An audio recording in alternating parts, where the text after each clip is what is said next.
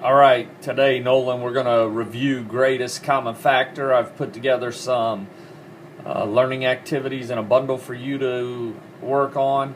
Want to go over a couple quick things with you, lesson-wise, so you're prepped to be able to go right in and do some work. So today's lesson will be on greatest common factor.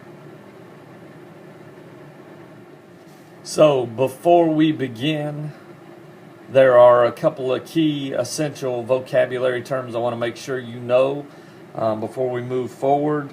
Factors is the first key vocabulary term. Factors is the numbers that are multiplied to produce a product. So for example, 3 times 4, the 3 and the 4 are factors of 12. So the numbers that produce the product. The next key term for this lesson is prime numbers. Prime numbers are numbers that are only divisible by the number 1 and itself. So numbers like 2, 3, 7, 11, 13, there are many prime numbers, but they are only divisible by the number 1 and itself, which also means you can only multiply 1 times that number itself in order to get those numbers. There are no other factors for those larger numbers. Okay, and the final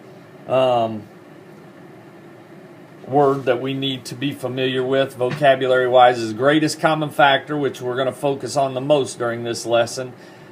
This is the largest positive number that divides two numbers, 2 or more numbers, without a remainder left over. So it's the largest positive number that can divide without creating a remainder. That's the easiest way to think about this.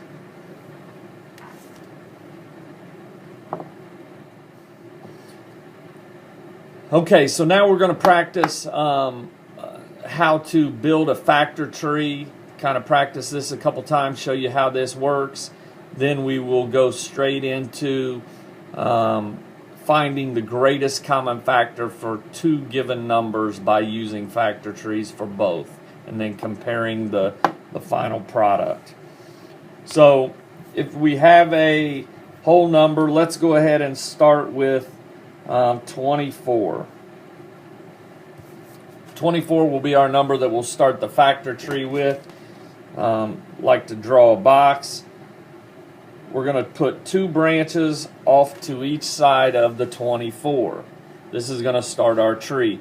This is where it's important to remember the prime numbers definition that we used earlier. It's always easiest to start with at least 1 prime number.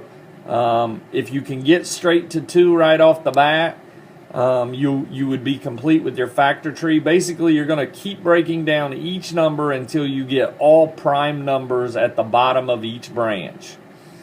Okay, so for instance, with 3 or 24, let's go ahead and choose the numbers 3 times 8. 3 times 8 are factors of 24. You can multiply those 2 together, and it gives you the answer of 24. You could have also used 2 and 12. You can use any numbers that multiply together to equal 24. However, don't use 1 and 24. You would just be starting from the beginning again if you did that. So any combination of numbers, you could have used 6 and 4, 2 and 12, 3 and 8. Any of those would work. You always want to try to start with at least 1 prime number. It at least gets you closer to your final answer right off the bat when you do that. So once you have those first 2 numbers, you look at those. You identify, are either of these prime numbers? The number 3 is prime, so we are done with that. You can circle the number 3. You know you're done. 8 is not a prime number, so we need to break that down even further. So what numbers can you multiply together, or factors are there of 8? We have 2 times 4.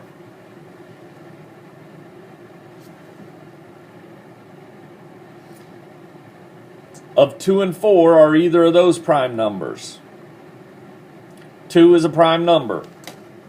You're done with that. 4, however, is not. So we need to break that down.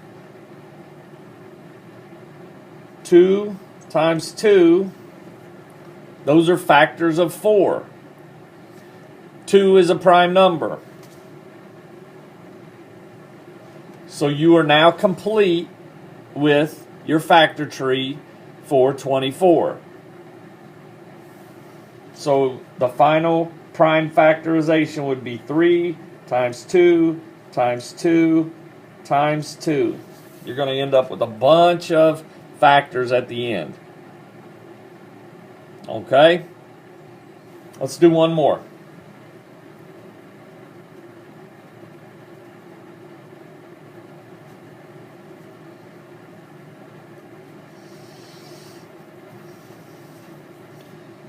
Let's go. Let's try 54.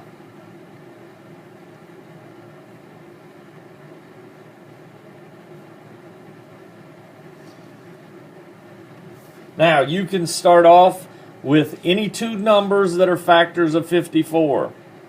Okay, like I said, I always like to start off with numbers that I know are prime. Okay, so I'm going to start with 3.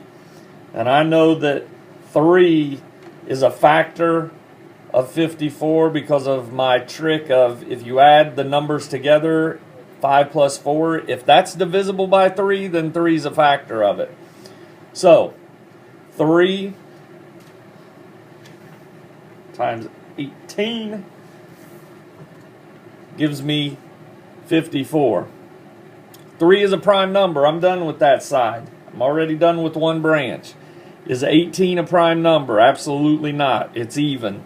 So we know that 2 times 9 is 18. 2 is a prime number. We're done with that. 9 is not. So we need to break 9 down even further. 3 times 3. 3 is a prime number, so we are done. So the prime factorization is 3 times 3 times 3 times 2.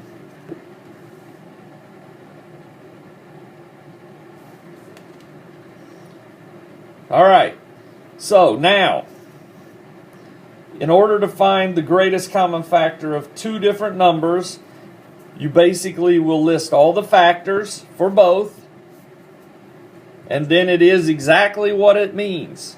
Greatest means the largest or the biggest. Common means the same. So it's the same number that is the largest of the two numbers once you break them down into their common factors. Okay, let's go ahead and find the greatest common factor for two separate numbers. You'll basically start with the two numbers. You'll break them down using the factor tree method. And then at the end, you'll go through and you'll compare them and find that largest number that they both share once you get it all down to those prime numbers at the very bottom. So let's start off with a couple of numbers here. Let's go with 63 and 42. You pick any two numbers that multiply together to give you 63. We'll go ahead and start with 7 times 9. 7 is a prime number, so I'm done with that side. 9 is not. I need to break it down further. 3 times 3 is the same thing as 9. Those are factors of 9. 3 is a prime number, so now I'm done. We're going to do the same thing over on the other side for 42. 6 times 7. 7's a prime number. I'm done with that. 6 is not. 2 times 3. 2 and 3 are prime numbers, so I'm done. So now, looking at the common factors that these two numbers share, they share a 3, and they both share a 7. 42 also has a factor of 2, but they do not share that, so that would not be considered common. Common is the same. So, the largest common factor, greatest common factor of 63 and 42 is 7. It's that simple. So, go ahead, log on to some of those activities now on the websites in the bundle and practice working through some of the factor trees and finding the greatest common factor. Once you practice, there are a few fun games at the bottom in order for you to further practice and have a little bit of competition and fun at the end.